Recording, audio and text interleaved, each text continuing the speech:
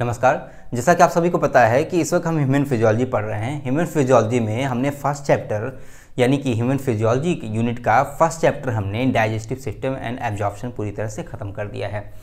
अब इसके बाद का जो चैप्टर है वो हमारा है breathing and exchange of gases, जो आपके एनसीईआरटी में सेकंड चैप्टर के रूप में दिया हुआ है। यानी कि ह्यूमन फिजियोलॉजी का सेकंड चैप्टर है breathing and exchange of gases, जिसको बेसिक लैंग्वेज में हम ब्रीदिंग एंड रेस्पिरेशन भी कहते हैं।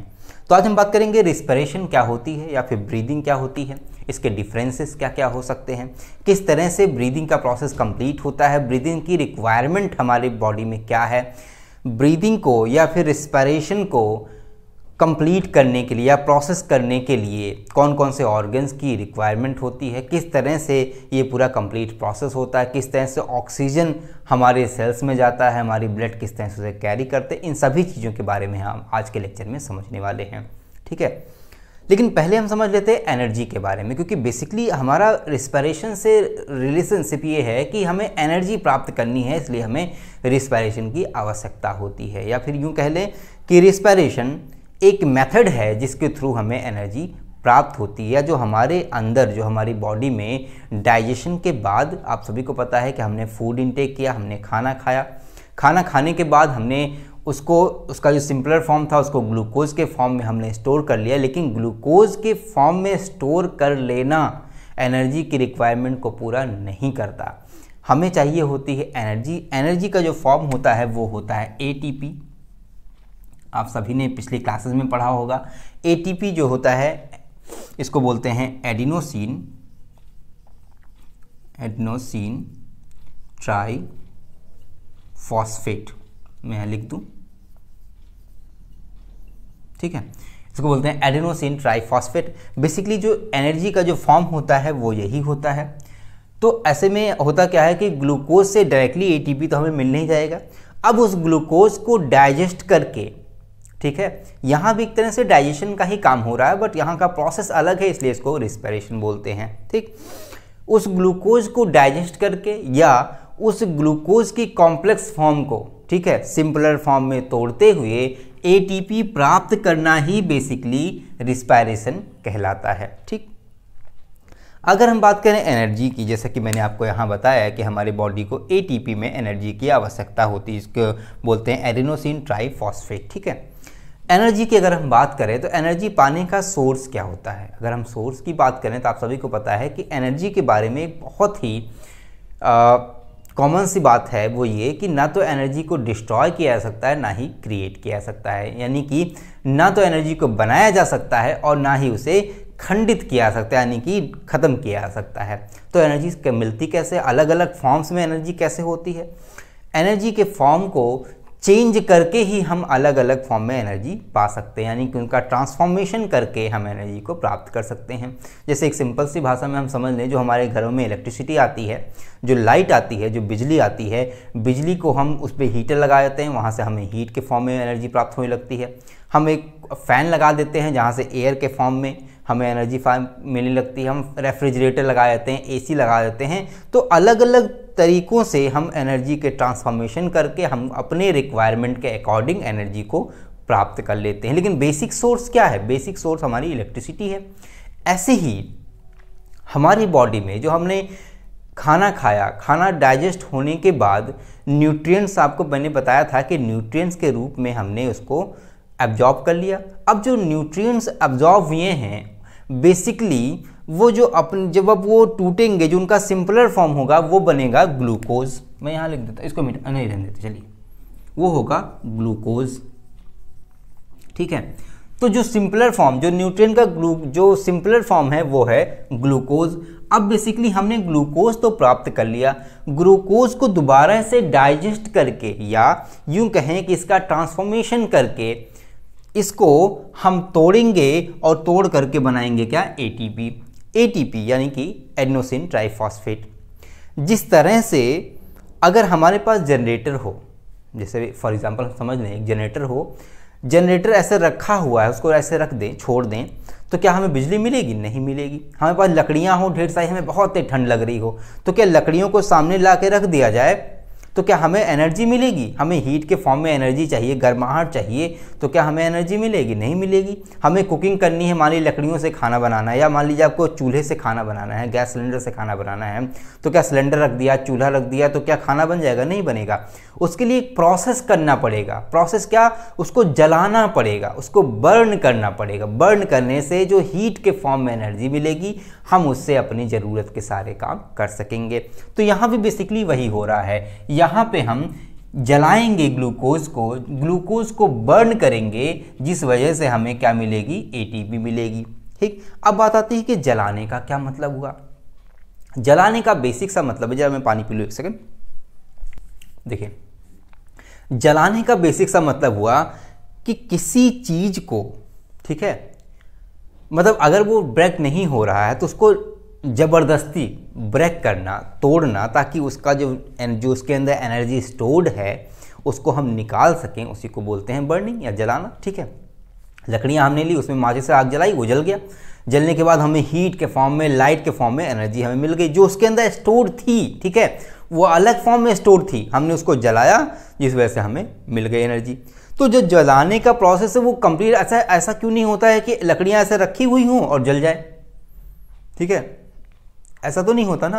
होता क्या है कि हम उसे माचिस जब जलाते हैं तब वो लकड़ियाँ जलती हैं। अच्छा, बचपन में आपने एक एक्सपेरिमेंट किया होगा कि आपने एक कैंडल जलाई होगी और कैंडल को ग्लास से ढक दिया होगा, तो आपने देखा होगा कि कुछ देर बाद वो कैंडल बुझ जाती है।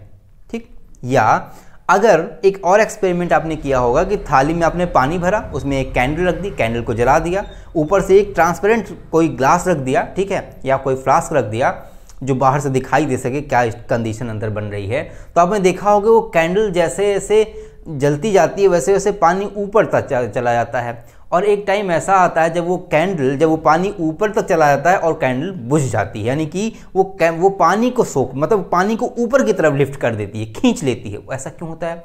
ऐसा इसलिए होता है क्योंकि हम जब किसी चीज़ को बर्न करते हैं तो वहाँ पे एक गैस की रिक्वायरमेंट होती है जिसको बोलते हैं ऑक्सीजन, यानी कि O2। समझिए, ठीक है, जब भी हम किसी चीज़ को बर्न करेंगे, जब भी किसी चीज़ को जलाएंगे, तो ऐसे में हमें ऑक्सीजन की रिक्वायरमेंट होती है, यानी कि O2 की रिक्वायरमेंट होती है, जो बर्निंग का प्रोसेस है या जलाने का प्रोसेस है या विखंडन करने का प्रोसेस है, उसको कंप्लीट करने में हेल्प करता है। ठीक, अब ये ऑक्सीजन ले आए हम यहाँ पे ग्लूकोज इससे रिएक्ट किया और रिएक्ट करने के बाद ये अपने सिंपलर फॉर्म में टूट गया।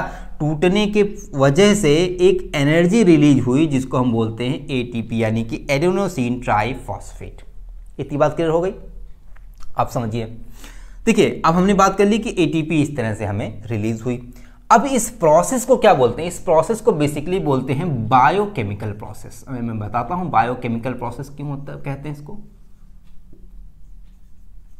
ठीक है, इसको बोलते हैं बायोकेमिकल प्रोसेस। बायोकेमिकल प्रोसेस बोलने के पीछे रीजन क्या है? बायोकेमिकल प्रोसेस बोलने के पीछे रीजन बेसिकली ये है। देखिए, ये मैं इसलिए बता रहा हूँ क्योंकि कभी कदा क्वेश्चन पूछे जा सकते हैं कि हमारे अंदर जो ग्लूकोज को ब्रेक डाउन करके या ग्लूकोज का ब्रेक डाउन करके जो एटीपी के फॉर्म में एनर्जी रिलीज होती है, तो इस प्रोसेस को क्या बोलते हैं? ठीक है, तो ये एक तरह का बायोकेमिकल प्रोसेस होता है। उसमें अगर आप सुन दिया होगा बायोकेमिकल प्रोसेस को तो आप कंफ्यूज जाएंगे, इसलिए समझ लीजिए इसको बोलते हैं बायोकेमिकल प्रोसेस। क्यों? क्योंकि आप सभी को पता है कि जो हमारी बॉडी है वो एक तरह की बायोलॉजिकल बॉडी है, एक, ठीक है, वो एक जीव है, तो वो बायोलॉजी में आता है, वो बायोलॉजी का हिस्सा हुआ, इसलिए ये हुआ बायो। अब चूंकि ये ग्लूकोज है, ग्लूकोज में एक रिएक्शन हो रही है, इसको बर्न किया जा रहा है ऑक्सीजन की प्रेजेंस में और एटीपी प्राप्त कर रहे हैं और भी कई सारे कंपोनेंट्स मिल रहे हैं, तो यहाँ पे एक केमिकल प्रोसेस हो रही है, इसलिए वो हो जाएगा केमिकल। तो इसलिए इसको बोलेंगे बायोकेमिकल। ठीक है, अच्छा, तो ये तो बात हो गई रिस्पिरेशन की, यानी कि अच्छा हाँ मैंने बताया नहीं, तो ये जो पूरा प्रोसेस हो रहा है कि ग्लूकोज को ब्रेक कर रहे हैं ऑक्सीजन की प्रेजेंस में, यहाँ से जो है एटीपी निकल रही है, जो हमने बायोकेमिकल प्रोसेस किया, तो एटीपी जो रिलीज हुआ बेसिकली ये हमारी बॉडी के सेल के अंदर हो रहा होता है। ठीक है, एटीपी जो होती है, एटीपी हर एक सेल को चाहिए होती है, यानी कि आपने बचपन में पढ़ा होगा, आपने स्टार्टिंग में पढ़ा होगा, सेकंड थर्ड क्लास में ही आपने पढ़ लिया होगा कि हमारी जो बॉडी होती है उसका जो बेसिक यूनिट है या यूनिट ऑफ लाइफ जिसको बोलते हैं वो होती है सेल। आपने पढ़ा होगा इसके बारे में, सेल, ठीक है। तो हर सेल को रिक्वायरमेंट होती है एनर्जी जो होती है एटीपी के फॉर्म में, यानी कि एटीपी हमारे पूरे शरीर को नहीं चाहिए होती है, एटीपी हमारी सेल को चाहिए होती है। सेल से ही सारा फंक्शन करती हैं जिस वजह से हमारी बॉडी में मूवमेंट होता है या बहुत सारे अलग अलग प्रोसेसेस होते हैं, ठीक है। अच्छा, दूसरी बात ये आती है कि एटीपी जो है वो कोई भी सेल किसी को बांटती नहीं है, इसका भी ध्यान रखिएगा। जो सेल होती है वो बड़ी स्वार्थी टाइप की होती है। अगर उसको एटीपी मिली है, उसने अपनी एटीपी खुद से बनाई है, तो ये एटीपी बगल में मान लीजिए एक और सेल लगा हुआ है, तो क्या ये इसको दे देगी? नहीं, बिल्कुल नहीं, बिल्कुल भी नहीं देगी। ये एटीपी दूसरे सेल को देने से मना कर देती है। अब ऐसे में होता क्या है कि इस सेल को भी रिक्वायरमेंट है एनर्जी की, एटीपी की, तो ये भी बनाएगी। तो ऐसे ही करके पूरी बॉडी में उपस्थित जितनी भी सेल हैं, मिलियन ट्रिलियंस में जो भी सेल्स हमारी बॉडी में हैं, जब मैं सेल्स बताऊंगा वहाँ मैं बताऊंगा जब मैं सेल पढ़ाऊंगा, तो जितनी भी सेल्स हमारी बॉडी में है उन सभी में ये रिएक्शन हो रही होगी। यानी कि ये जो बायोकेमिकल रिएक्शन है, जो बायोकेमिकल प्रोसेस है पूरा, ये हमारी हर एक सेल में हो रहा होता है, ठीक है। बेसिकली इसी को बोलते हैं रिस्पायरेशन, ठीक। अब आपके मन में ही सवाल आ रहा होगा कि यार रिस्पायरेशन तो ये हो गया, तो ब्रीदिंग किसको बोलते हैं? अभी सर ने बताया कि भाई, मैंने अभी बताया जैसे आपको कि ब्रीदिंग एंड रिस्पायरेशन, तो भाई ब्रीदिंग क्या है? चलिए हम ब्रीदिंग समझ लेते हैं। पहले मैं इसे मिटा दूं, एक मिनट। वो एक्चुअली मैं घूम इसलिए रहा था क्योंकि माइक का तार आ गया था बीच में, है ना, तो फंस जाता अभी। चलिए देखिए, बात आती है ब्रीदिंग।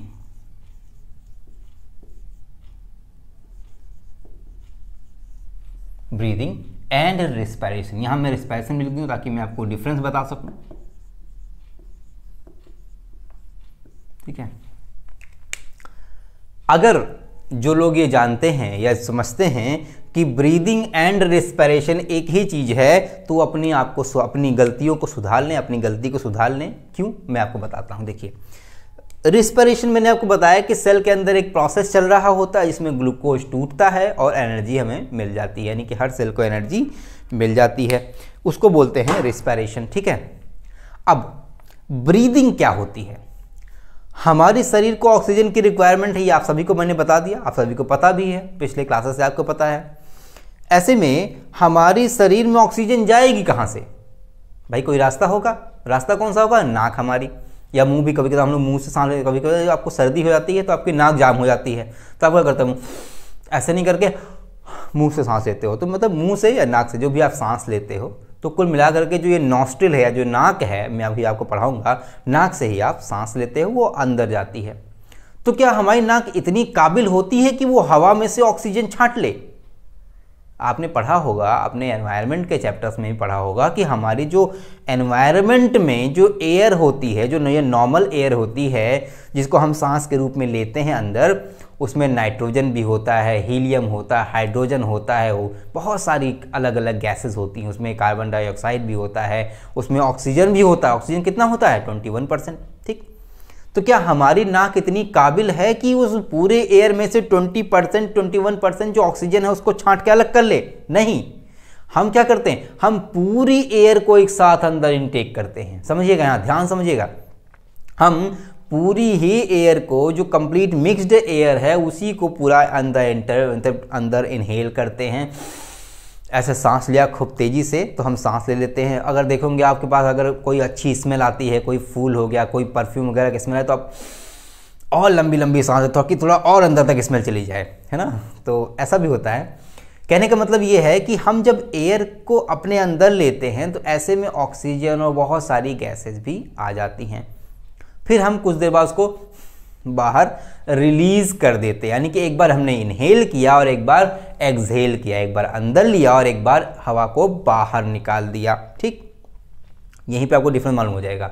तो जो अंदर लेना और बाहर निकालना, ठीक है, समझिएगा, जो अंदर लेने का प्रोसेस है जिसमें हमने अपने लंग्स को, अपने फेफड़ों को थोड़ी कष्ट दिया, थोड़ा कहा भाई थोड़ा फूल जाओ, तो फूले वो, हमारे अंदर हवा गई, फिर हमने पिचकाया और बाहर हवा निकल गई। ये जो बाहर अंदर लेने की और बाहर निकालने का जो प्रोसेस है उसी को बेसिकली बोलते हैं ब्रीदिंग। ठीक है, इतनी बात समझ में आ गई। यानी कि जो हम अंदर इनटेक कर रहे हैं हवा या एयर को इनटेक कर रहे हैं या अंदर हवा को ले रहे हैं और बाहर छोड़ रहे हैं, बेसिकली ये जो फिजिकल प्रोसेस है हमारा है, फिजिकल प्रोसेस जो हो रहा है भाई, इसमें फिजिकल प्रोसेस हो रहा है ना भाई, इसमें हमारे लंग्स काम कर रहे हैं, इसमें बॉडी ऑर्गन काम कर रहा है। जो आपको पता है कि जो जिसमें ऑर्गन्स काम करते हैं वो एक तरह का फिजिकल प्रोसेस होता है। ठीक है, तो बॉडी ऑर्गन इसमें काम कर रहा है और ऐसे पेट फूल गया तो हमने सांस ली। ठीक है, तो ऐसे में जो हम सांस को ले रहे हैं और छोड़ रहे हैं इसी को बेसिकली बोलते हैं ब्रीदिंग। ठीक, अभी मैंने कुछ ही देर पहले आपको मैंने बताया कि हम ऑक्सीजन पूरी नहीं लेते, हम सारी ही एयर्स को अंदर लेते हैं। समझिएगा, सारी ही एयर्स को अंदर लेते हैं जिसमें से ऑक्सीजन 21% होती है। अब अंदर जाने के बाद एक केमिकल प्रोसेस के थ्रू ऑक्सीजन को अलग करके सेल्स की तरफ भेज दिया जाता है जिसमें ब्लड हेल्प करता है। अभी मैं आपको आगे बताऊंगा कि किस तरह से ब्लड हेल्प करता है। ब्लड में वो ऑक्सीजन आराम से चली जाती है, बाकी सारी गैसेस बाहर अंदर वो लंग्स में रह जाती हैं। ठीक है, लंग्स में हमारी एयर पूरी चली गई, एयर में से ऑक्सीजन को केमिकल प्रोसेस के थ्रू अलग कर लेना ही, और साथ साथ उस केमिकल प्रोसेस से, ठीक है सॉरी, उस केमिकल प्रोसेस से हमने ऑक्सीजन अलग कर लिया। अब उस ऑक्सीजन से सेल्स में जा करके ग्लूकोज को ब्रेक डाउन करके एटीपी का फॉर्मेशन, समझिएगा, हमने ऐसे हवा सांस ली, ठीक है, सांस लिया, हमने एयर इनटेक किया यानी कि हमने हवा अंदर ले ली, फिर हमने हवा बाहर छोड़ दी, ये हो गया ब्रीदिंग। अब जब हमने हवा लिया तो उसमें सारी हवा आ गई, मैं फिर से बताता हूँ क्लियर रहे आप लोगों को, उसमें सारी हवा आ गई जिसमें से ऑक्सीजन को हमने अलग कर लिया केमिकल प्रोसेस के थ्रू।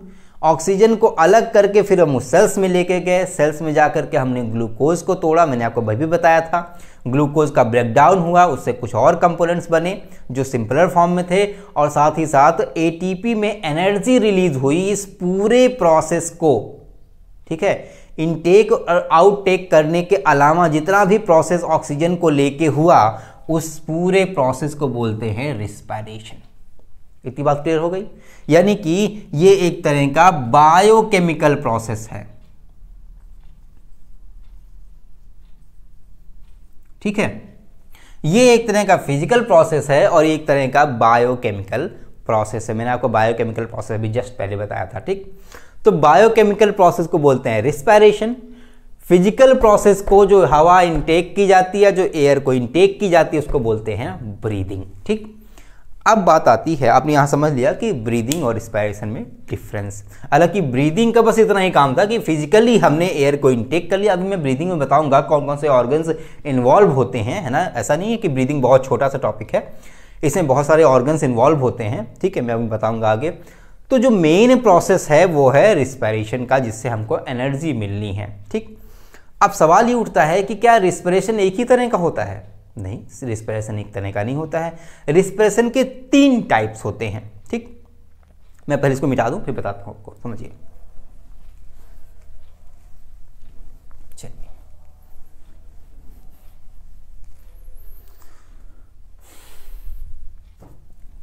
तो हमारी हेडिंग क्या पड़ी? Types of respiration.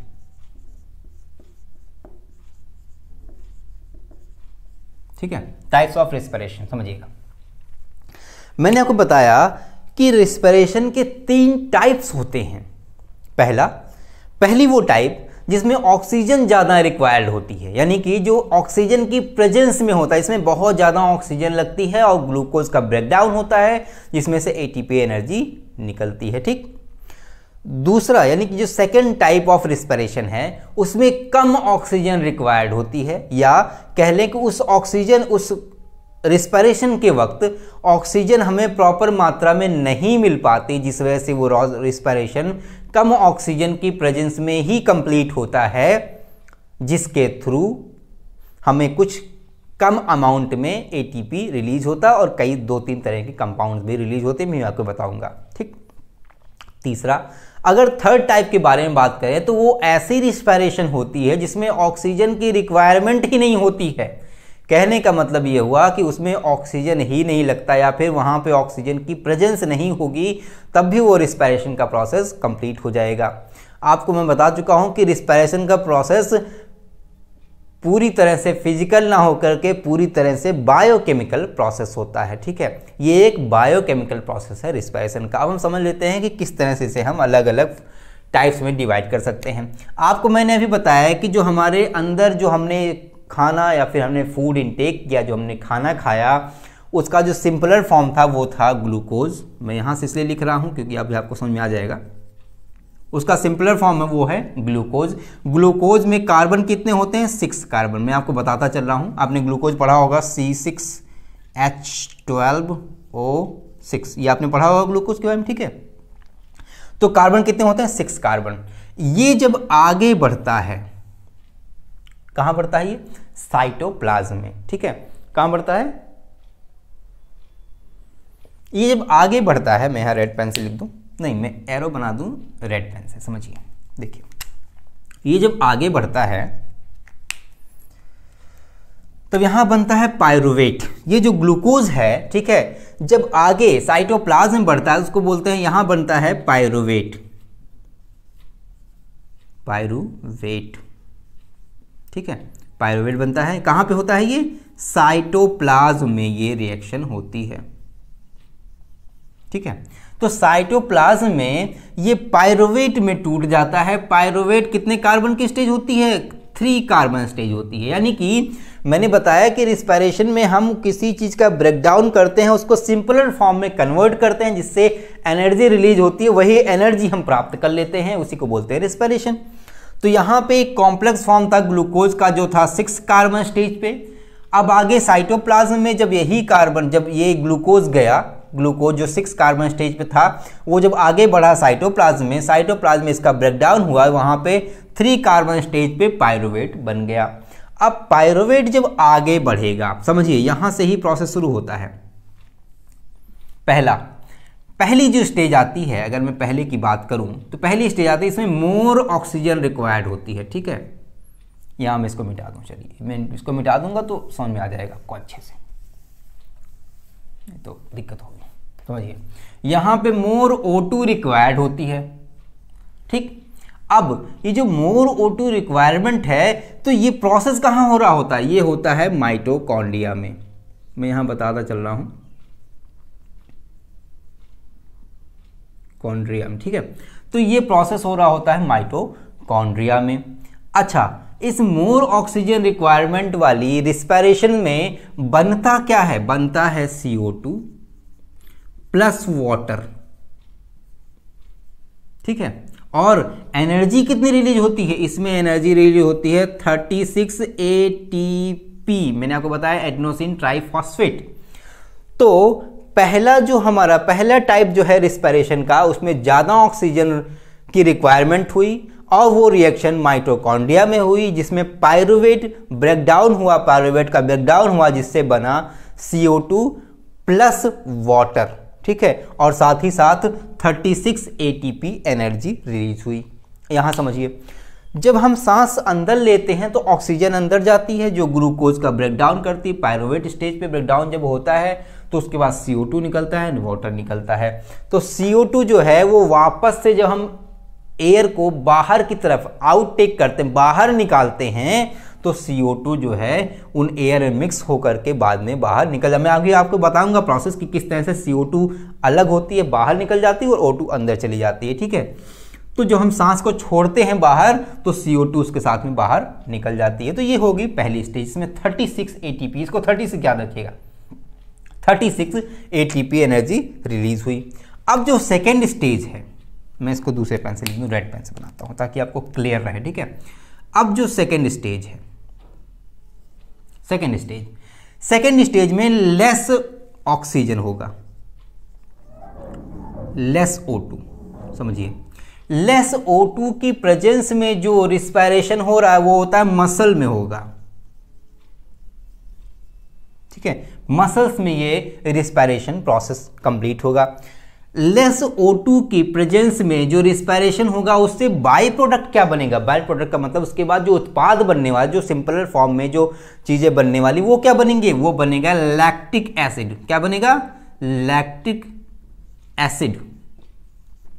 ठीक, lactic acid plus CO2 plus कितना ATP, 2 ATP ओनली। ध्यान रखिएगा यहाँ पे जो ATP में एनर्जी रिलीज होती है वो ओनली 2 ATP एनर्जी रिलीज होती है।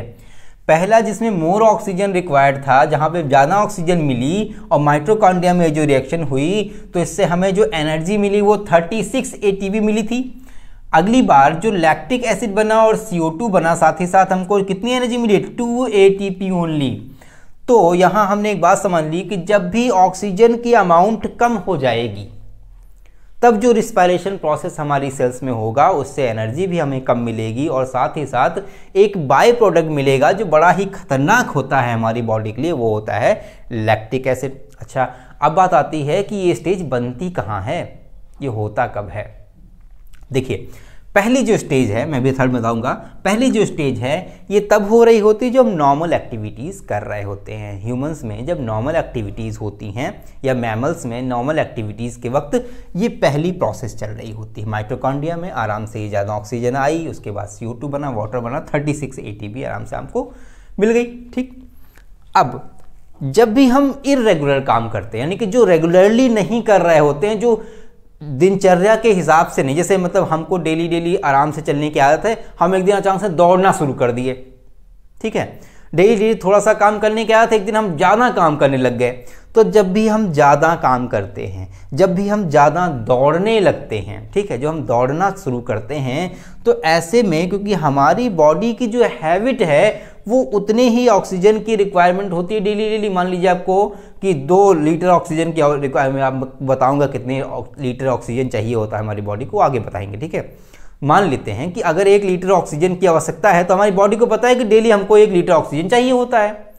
ठीक है, अब किसी दिन आपने एनर्जी खपत बढ़ा दी तो भाई हमारी तो जो बॉडी है, जो बॉडी ऑर्गन्स हैं, जो लंग्स वगैरह हैं, वो सब किसकी हैबिट पड़ चुकी है, 1 लीटर की, तो वो अचानक से ज़्यादा अच्छे से काम नहीं कर पाएंगे। ऐसे में होगा क्या कि वो जो ऑक्सीजन की रिक्वायरमेंट है, जो ऑक्सीजन की डिमांड जो बढ़ गई है, उसे पूरा नहीं कर पाते हैं, जिस वजह से कम ऑक्सीजन की प्रेजेंस में ही रिस्पायरेशन का प्रोसेस कंप्लीट होने लगता है, जिस वजह से बनता है लैक्टिक एसिड। लैक्टिक एसिड ही हमारे मसल्स के बीच में जाके इकट्ठा हो जाता है, जमने लगता है, जिस वजह से एक कंडीशन बनती है जिसको बोलते हैं फटीग या फिर मसल क्रैम्प्स। मैं आगे बताऊंगा, जब मसल्स पढ़ाऊंगा वहां मैं फटीग और मसल क्रैम्प के बारे में बताऊंगा। तो फटीग या मसल क्रैम्प बोलते हैं इसको इंग्लिश में, या हम कह लें आगे चल के जो हम दौड़ते हैं ना अचानक से, कभी कभी जैसे हम डेली अगर दौड़ने की आदत हमारी नहीं है, अचानक से किसी दिन हम दौड़े तो ऐसे में आप देखे होंगे कि आपको एक तो थकान लग जाती है। क्यों? क्योंकि यहाँ पे 2 ATP एनर्जी केवल मिल रही है, समझ रहे हैं, 2 ATP एनर्जी मिलती, बहुत कम एनर्जी मिल रही। साथ ही साथ आपके यहाँ पे लैक्टिक एसिड बनने लगता है जो हमारे मसल के बीच में डिपॉजिट होने लगता है, जो फ्रिक्शन को बढ़ा देता है। फ्रिक्शन को जब बढ़ा देगा तो मसल्स मूवमेंट कम हो जाएगी, जिस वजह से एक टाइम ऐसा आएगा जब आपका पैर उठेगा ही नहीं, आप कहोगे मेरा तो पैर ही जाम हो गया है ना। ऐसी कंडीशन आपके साथ कभी कदा बनी होगी कि आपको लगता है यार अब बिल्कुल चल ही नहीं पाएंगे, तो हिम्मत नहीं, आप सीधे बैठ जाते हो। तो उस कंडीशन में क्या होता है कि लेस ऑक्सीजन होती है, जिस वजह से लैक्टिक एसिड बनता है और CO2 का बाहर निकलती है CO2, और साथ ही साथ हमको 2 ATP एनर्जी ओनली रिलीज होती है। ठीक है, अब जो थर्ड स्टेज है, मैं उसके लिए ग्रीन पेन ले लूं। थर्ड स्टेज समझिए, थर्ड स्टेज की अगर बात करें तो यहां पे नो ऑक्सीजन, नो O2, ठीक है, समझिएगा। तो नो ऑक्सीजन यानी कोई ऑक्सीजन की आवश्यकता नहीं होती है। ये किस में होती है? ये प्रोसेस हमारी बॉडी में नहीं होती, ये प्रोसेस होती है ईस्ट सेल में, ईस्ट सेल में होती है। मैं ये सही लिख दूं, एक मिनट, ठीक है, ये होती है ईस्ट सेल में। ईस्ट सेल में ऐसी रिस्पायरेशन होती है जिसमें कि ऑक्सीजन की रिक्वायरमेंट बिल्कुल भी नहीं होती है। ठीक, ऐसी रिस्पायरेशन जिसमें ऑक्सीजन की रिक्वायरमेंट नहीं होती उसको बोलते हैं फर्मेंटेशन। ध्यान रखिएगा, इसको भी आप याद कर लीजिए, बहुत ही इंपॉर्टेंट है फर्मेंटेशन। ठीक है। जिस भी रिस्पायरेशन की प्रोसेस में ऑक्सीजन की रिक्वायरमेंट नहीं होती या ऑक्सीजन नहीं लग रही, यूज हो रही होती है, उसको बोलते हैं फर्मेंटेशन। तो फर्मेंटेशन बेसिकली एक तरह का रिस्पायरेशन ही है जो ईस्ट सेल में होता है। ईस्ट किस में बनाने काम आता है भी बताऊंगा मैं आगे। इसका बाय प्रोडक्ट क्या बनता है? इसका बाय प्रोडक्ट बनता है एथेनॉल। आपने केमिस्ट्री में पढ़ा होगा, एथेनॉल प्लस CO2 प्लस कितना इन एनर्जी 2 ATP। तो यहां पे भी एनर्जी जो निकली वो कम निकली, 2 ATP एनर्जी ओनली रिलीज हो रही है और बन क्या रहा है? एथेनॉल। एथेनॉल, अब आपको एथेनॉल कुछ जाना पहचाना वर्ड लग रहा होगा। एथेनॉल आपने सुना होगा, जब हम शराब बनाते हैं तो वहाँ बेसिकली एथेनॉल बनता है। सिरका बनाने में, शराब बनाने में या फिर ब्रेड बनाने में आपने देखा होगा ब्रेड बहुत स्पंजी होता है।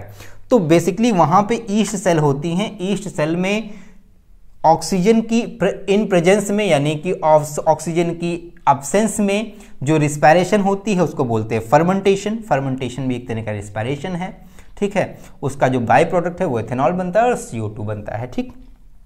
अच्छा, तो अब मैंने इतनी बात कर ली, तो अब ये 3 प्रोसेस हो गए, यानी कि 3 तरह के रिस्पायरेशन हमने समझ लिया। यहाँ पे थर्ड लिख दूं मैं, ठीक है।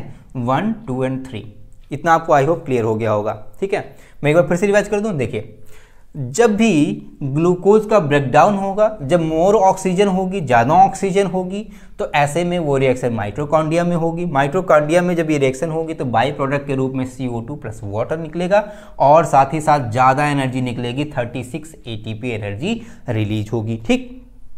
अब इसी ग्लूकोज या फिर पायरुवेट का ही ब्रेकडाउन जब होगा कम ऑक्सीजन की प्रेजेंस में, यानी कि लेस ऑक्सीजन की प्रेजेंस में जब होगा, तो बाई प्रोडक्ट जो निकलेगा वो लैक्टिक एसिड निकलेगा।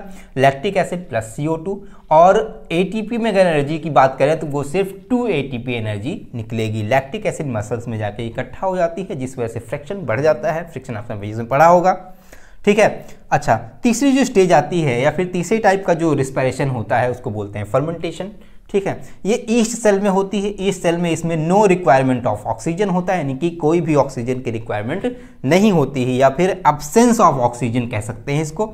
इसका जो बाई प्रोडक्ट है वो एथेनॉल होता है, CO2 होता है। एनर्जी कितनी निकलती है? 2 ATP, ठीक। तो ये हो गई 3 तरह की रिस्पायरेशन प्रोसेस। अच्छा, अब बात आती है कि रिस्पायरेशन क्या हमारी बॉडी में या जितने भी यूनिसेलुलर बॉडीज हों या और भी ऑर्गन्स हों या फिर और भी एनिमल्स हों, ठीक है, चाहे वो फिशेज हों, चाहे वो एम्फीबियंस हों, रेप्टाइल्स हों, या जो पानी में रहते हैं, या जो यूनिसेलुलर बॉडीज़ हैं, या जो माइक्रो ऑर्गेनिजम्स हैं, क्या सबके अंदर रिस्पायरेशन का प्रोसेस एक ही होता है? उन सबके अंदर लंग्स होते हैं, उन सबके अंदर ऐसे ही प्रोसेस होता है? नहीं, सभी का प्रोसेस अलग अलग होता है। तो हम समझते हैं पहले कि किस एनिमल के अंदर किस तरह से प्रोसेस होता है रिस्पायरेशन का। पहले मैं इसे मिटा दूं, आइए देखते हैं। देखिए, एक सेकंड, देखिए, अगर हम बात करें कि जो माइक्रो ऑर्गेनिजम्स हैं या फिर यूनिसेलुलर बॉडीज हैं, लाइक मैं एक मार्कर ले लूँ यहाँ पे, ज़्यादा लोगों की दिक्कत होगी, समझिए। लाइक अमीबा, अगर हम बात करें अमीबा के बारे में, तो क्या अमीबा में भी रिस्पायरेशन ऐसे ही होता है? नहीं, इसमें जो रिस्पायरेशन होता है वो किसके थ्रू होता है? ये वाटर के थ्रू होता है, ठीक है। वाटर के थ्रू क्यों होता है? क्योंकि अमीबा जो होता है वो वाटर में प्रेजेंट होता है। यहाँ में लिखते हैं मीडियम, ये ठीक है।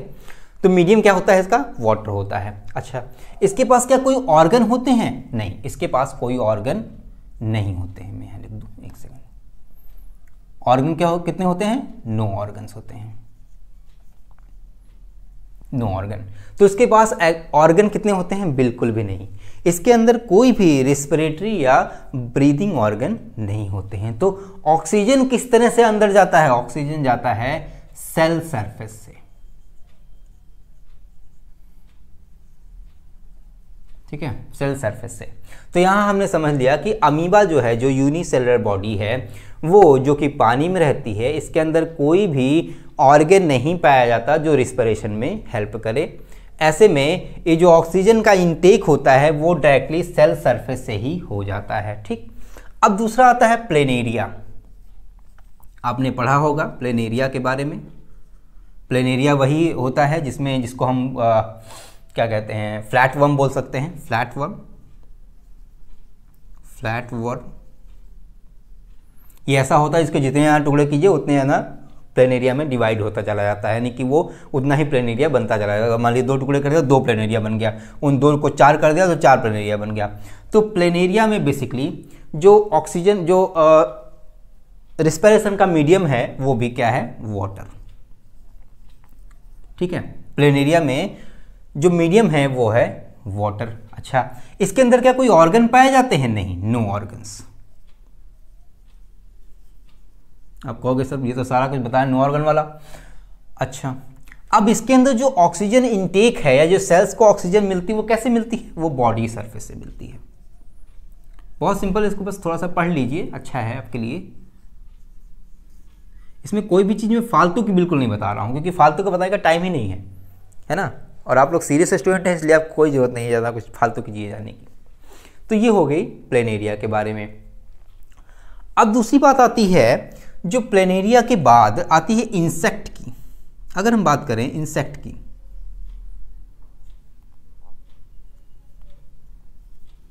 इंसेक्ट्स, अगर हम बात करें इंसेक्ट के बारे में, तो इंसेक्ट्स में जो मीडियम होता है वो क्या होता है? वो होता है एयर। आपको पता होगा इंसेक्ट बाहर घूमते रहते हैं, जो छोटे छोटे कीड़े मकोड़े होते हैं, ठीक है, उन सब के अंदर वो जो मीडियम होता है ऑक्सीजन को गेन करने का या ऑक्सीजन को अंदर इनटेक करने का, वो होता है एयर। तो इंसेक्ट्स में क्या कोई ऑर्गन होते हैं? बिल्कुल होते हैं। उनके अंदर होता है ट्रैकिया।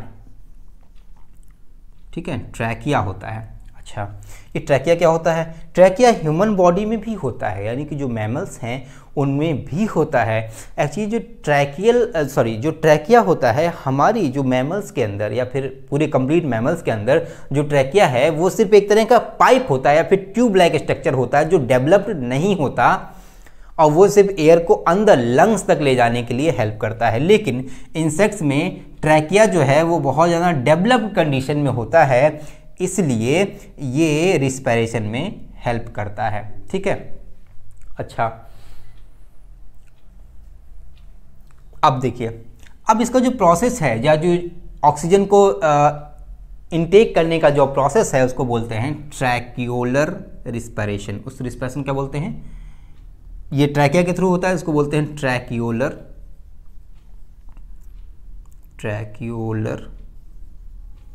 रिस्पिरेशन। बाकी समझ लीजिएगा रिस्पिरेशन, ठीक है। तो इसके अंदर होता है ट्रैकिया, इसको बोलते हैं ट्रैकियोलर रिस्पिरेशन, ठीक है। मीडियम क्या होता है? एयर। अब बात आती है फिशेस की। फिशेस, अगर मैं बात करूं फिशेस के बारे में, फिशेस के बारे में अगर हम समझे फिशेस, तो आपको पता है इनका जो मीडियम होता है वो होता है वाटर, वो होता है वाटर। अच्छा, इनके अंदर समझिएगा, इनके अंदर जो बॉडी ऑर्गन पाया जाता है या जो रिस्पिरेटरी ऑर्गन पाया जाता है उसको बोलते हैं गिल्स। गिल्स, ठीक है। इनका जो सरफेस होता है, यानी कि जिस सरफेस से ऑक्सीजन इनटेक होती है उसको बोलते हैं गिल स्लिट। गिल स्लिट, ठीक है। ठीक है। एक्चुअली यहां पे कोई सरफेस नहीं होती, डायरेक्टली ट्रैकिया से ही रिस्पिरेशन होता है इंसेक्ट में, इसलिए मैंने यहां पे लिख दिया आपको ट्रैक्यूलर रिस्पिरेशन, ठीक है। यहां पे गिल स्लिट से ही रिस्पिरेशन होता है, यानी कि यही एक सरफेस होता है जिसके थ्रू ऑक्सीजन अंदर इनटेक होता है, ठीक, सेल्स में। अच्छा, अब बात आती है एम्फीबियंस की। आपने पढ़ा होगा एम्फीबियंस के बारे में। एम्फीबियंस, अच्छा, एम्फीबियंस में दो स्टेज होती है। एक में मैं देख लूं क्लियर आ रहा है कि नहीं। अभी आएगा, देखिए। एम्फीबियंस में दो स्टेज होती है। एक होती है टैडपोल। टैडपोल, तो जो टैडपोल की स्टेज है, जब टैडपोल यानी कि जब वो बच्चे के रूप में होते हैं, जो एम्फीबियंस यानी कि मेढक, आपको पता है ना मेढक होते हैं एम्फीबियंस में, ऐसे प्राणी जो जमीन पे भी रह सकते हैं, जो पानी में भी रह सकते हैं, तो उनके एम्फीबियंस बोलते हैं। मैं आपको आगे बताऊंगा। तो जो टैडपोल जो लार्वल कंडीशन होती है, जब वो लार्वा के रूप में होते हैं, तब वो पानी के अंदर ही सांस लेते हैं, तब उनका जो मीडियम होता है वो होता है वाटर, ठीक है। तो उनका जो मीडियम होता है वो वाटर। अच्छा, उनका जो ऑर्गन होता है वो होता है गिल्स, समझिएगा। गिल्स, ठीक है। अच्छा, अब जो बॉडी सरफेस है, जो बॉडी सरफेस जहां से ऑक्सीजन अंदर सेल्स में जाती है या फिर ब्लड स्ट्रीम में जाती है, उसको बोलते हैं गिल्स फिलामेंट। गिल फिलामेंट यहां लगे होते हैं, ठीक है, गिल फिलामेंट बोलते हैं इसको। अच्छा, अब देखिए यहां पे मैंने बता दिया, यहां थोड़ा स्पेस कम हो गया, उसको मुझे मिटाना पड़ेगा, पहले मैं इसको क्लियर कर दूं। देखिए, इंसेक्ट में जो रिस्पायरेशन होता है उसको बोलते हैं ट्रैक्यूलर रिस्पायरेशन, ठीक। फिशेज में जो रिस्पायरेशन होता है उसका मीडियम होता है वाटर। किसके थ्रू होता है? गिल्स के थ्रू। कौन सी सर्फेस इसमें इन्वॉल्व होती है? वो होती है गिल स्लिट्स के अंदर होती हैं। अलग अलग परतें पाई जाती हैं, गिल्स पतली पतली परतें पाई जाती हैं, उनको बोलते हैं गिल स्लिट्स। वहाँ से ऑक्सीजन यानी कि पानी के साथ, पानी में जो ऑक्सीजन घुली होती है उन गिल स्लिट्स के बीच में जाती है, वहाँ से ही ऑक्सीजन अंदर चली जाती है, पानी बाहर रह जाता है और गिल स्लिट के से ही वो सरफेस होती है जहाँ से ऑक्सीजन अंदर चला जाता है ब्लड स्ट्रीम में, ठीक है। अच्छा, जो एम्फीबियंस में जो टैडपोल जो लार्वा की कंडीशन होती है वो रहते हैं वाटर में, तो उनका मीडियम भी वाटर होता है। इनमें जो ऑर्गन होता है वो होते हैं गिल्स। गिल्स में इनमें फिलामेंट पाया जाता है, एक्चुअली बहुत छोटे स्टेज पे होते हैं, इसलिए यहाँ पे जो गिल स्लिट्स नहीं बनती, यहाँ पे गिल के फिलामेंट बनते हैं, ठीक है। तो जो गिल्स से जो रिस्पायरेशन होता है उनको बोलते हैं ब्रोंकियल रिस्पायरेशन। इसको भी याद कर लीजिए, बहुत ही इंपॉर्टेंट है, ब्रोंकियल रिस्पायरेशन, ठीक है, समझिए। तो जो गिल स्लिट्स है, यानी कि गिल स्लिट्स यहाँ भी हुआ, गिल फिलामेंट से यहाँ हुआ, यानी कि जो जिसमें गिल्स इन्वॉल्व हो रही हैं, चाहे वो फिशेज हो, चाहे वो एम्फीबियंस में टैडपोल लार्वा की कंडीशन हो, ऐसे में जो रिस्पायरेशन गिल स्लिट के थ्रू होता है या फिर गिल फिलामेंट के थ्रू होता है उसको बोलते हैं ब्रोंकियल रिस्पायरेशन। इस पर भी क्वेश्चन बन सकते हैं, ठीक है।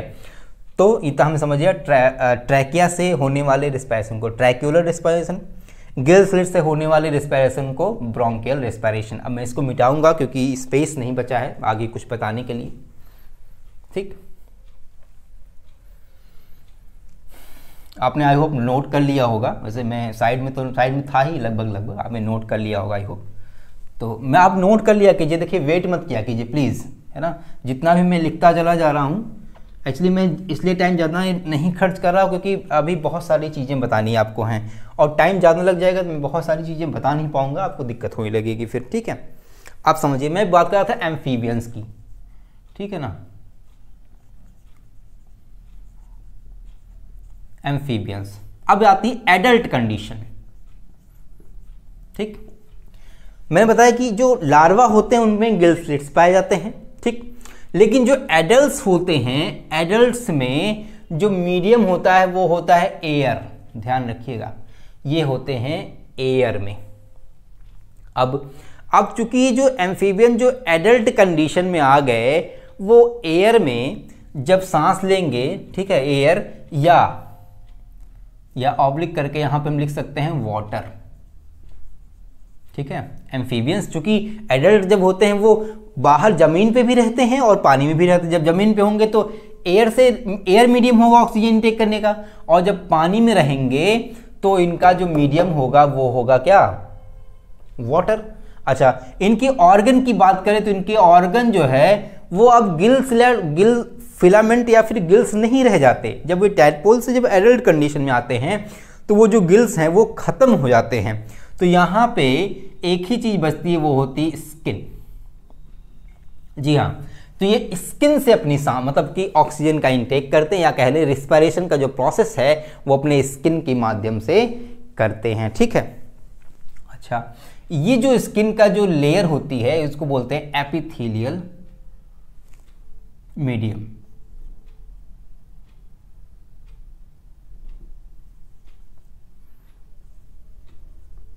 एपिथेलियल मीडियम, ठीक है।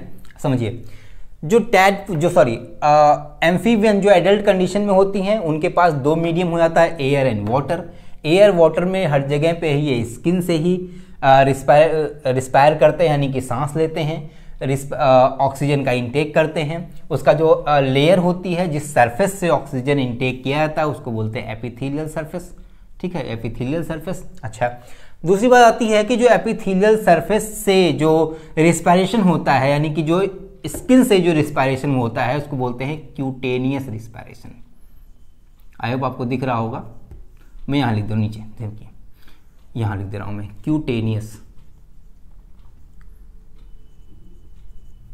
ठीक है, क्यूटेनियस रेस्पिरेशन। तो जो स्किन से होता है उसको बोलते हैं क्यूटेनियस रेस्पिरेशन, ठीक है, समझिए इतनी बात क्लियर हो गई। अब बात आते हैं एम्फीबियंस की, रेप्टाइल्स, बर्ड्स या फिर मैमल्स की, ठीक है। यहां पर क्या आता है, रेप्टाइल्स, आप इसको नोट करते जाइएगा, रेप्टाइल्स, बर्ड्स या मैमल्स, ठीक है। रेप्टाइल्स, बर्ड्स या मैमल्स में जो रिस्पायरेशन होता है वो किसके थ्रू होता है, एयर के थ्रू होता है, एयर की थ्रू होता है। अच्छा, इसमें क्या इन्वॉल्व होता है, नहीं, इसकी जो बॉडी ऑर्गन होती है वो बॉडी ऑर्गन कौन सी होती है, इसमें लंग्स प्रेजेंट होते हैं, लंग्स प्रेजेंट होते हैं। यहाँ तक अभी जितने भी थे इसमें कहीं पे स्किन से हो रहा था, कहीं ट्रैकिया से हो रहा था, कहीं गिल स्लिट से हो रहा था, लेकिन जितने भी रेप्टाइल्स हैं या बर्ड्स हैं या फिर मैमल्स हैं, इन सभी में लंग्स प्रेजेंट होते हैं। जो मीडियम होता है वो होता है लंग्स। अच्छा, अब जिस सरफेस से ऑक्सीजन अंदर सेल्स में जाती है या फिर ब्लड स्ट्रीम में जाती है उसको बोलते हैं एल्वियोलाई, एल्वियोलाई बोलते हैं, ठीक है। अच्छा, एल्वियोलाई के थ्रू जो रिस्पायरेशन होता है उसको बोलते हैं एल्वियोलर रिस्पायरेशन, उसको बोलते हैं एल्वियोलर रिस्पायरेशन, ठीक, रिस्पायरेशन। अच्छा, आप समझिए, जिन भी बॉडी ऑर्गन्स में, सॉरी, जिन भी एनिमल्स में या फिर जैसे भी जो ये रेप्टाइल्स हैं, बर्ड्स या मैमल्स हैं, इन सभी में या जिन भी एनिमल्स में या जिन भी ऑर्गेनिजम्स में ऑक्सीजन का इंटेक या फिर रेस्पिरेशन का प्रोसेस लंग्स की थ्रू होता है, ठीक है, उसमें जो रिस्पायरेशन होता है उसको बोलते हैं पल्मोनरी रिस्पायरेशन,